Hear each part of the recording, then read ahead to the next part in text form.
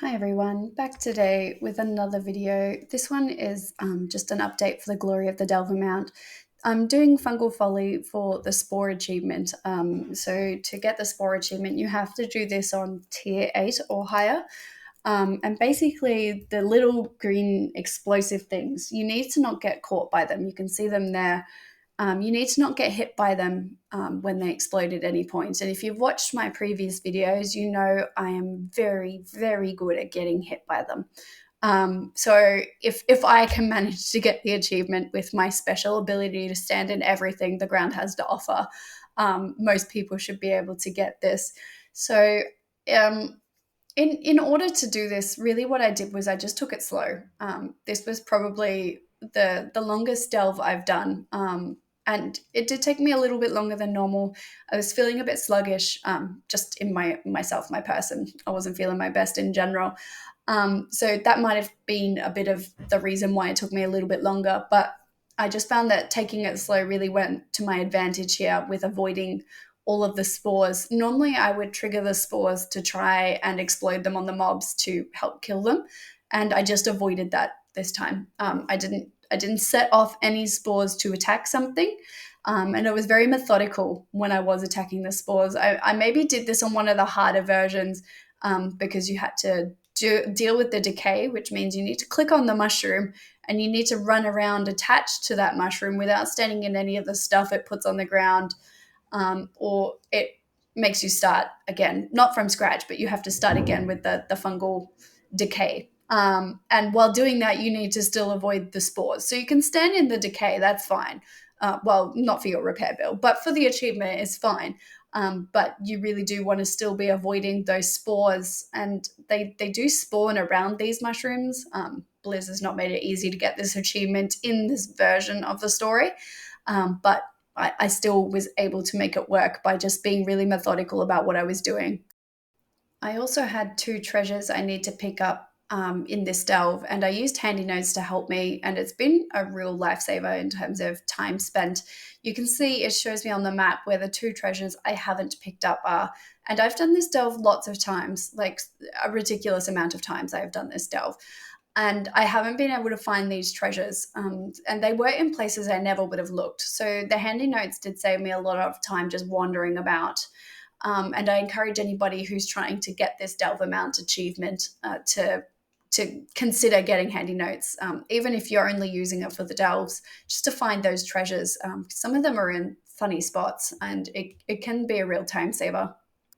If you're watching this as well as my gold making videos, you know that I did this run as part of my gold making for the day, and it was just my first delve of the week. It gets a lot of gold in with those undercoins, so that's why I did it. I also had to do the achievement in here, so this is just a reminder to check how many the undercoins you have when you finish, because yeah, don't let that gold just sit in a currency thing until it's not worth anything. Go check and see how much you have.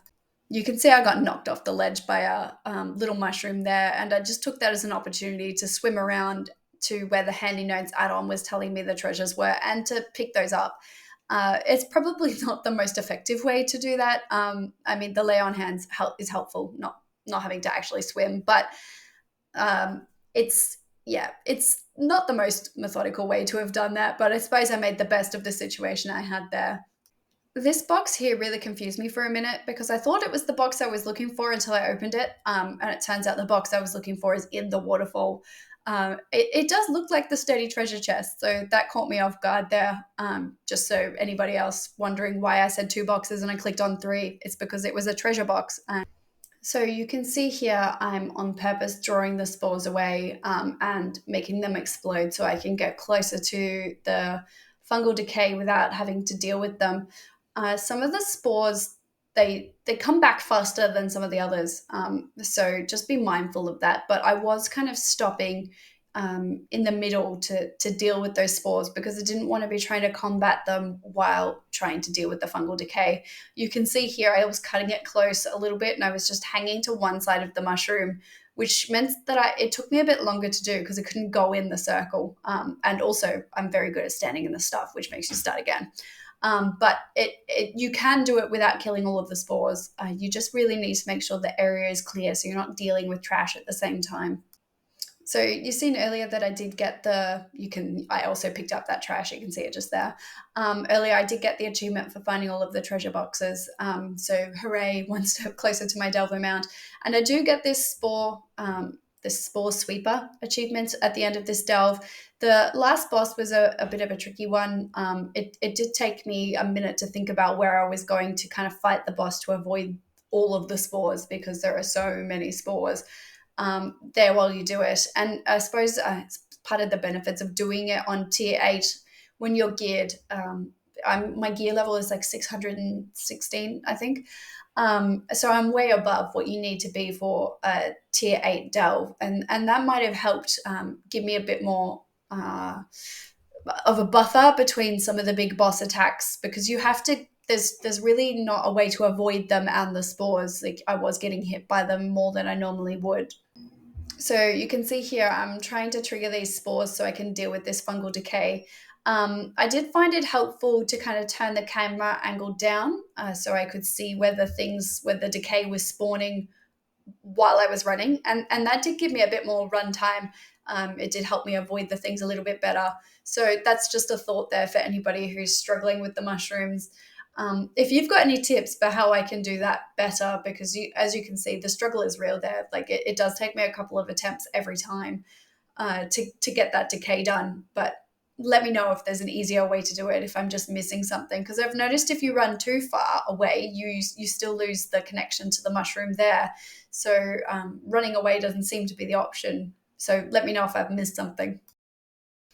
I just wanted to say, if you've watched this far, that's awesome. Thank you. It seems that YouTube seems to have an average of about 5 minutes for my videos as an average between viewers. I know some people are watching all the way through. So thanks for doing that. It really helps the algorithm. For some reason, it super likes it.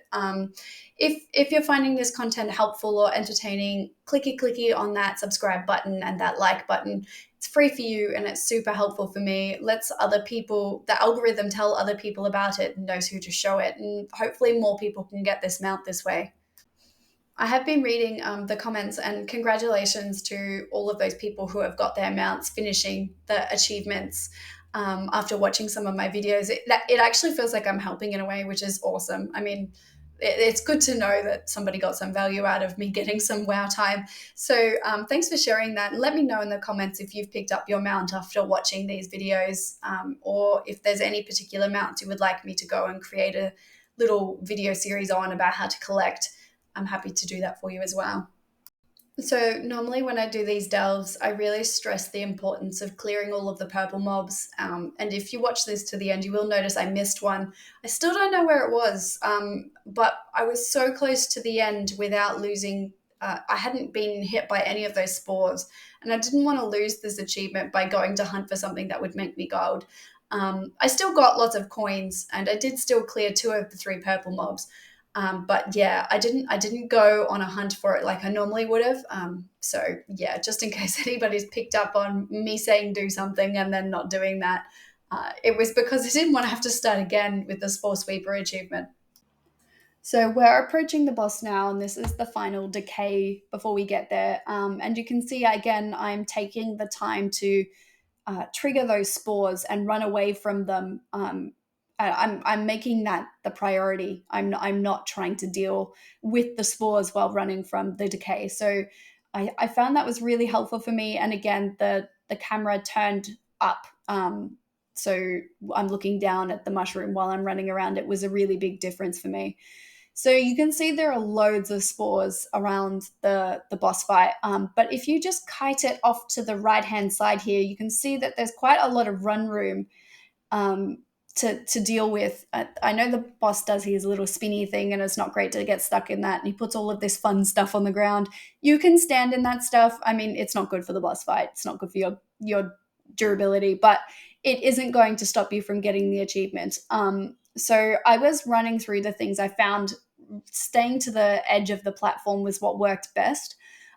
but it is a really narrow path, and you will get hit by the fungal storm. You will get hit by the little patches of green the boss puts on the ground, but you do avoid all of the spores, which is what enabled me to get the achievement.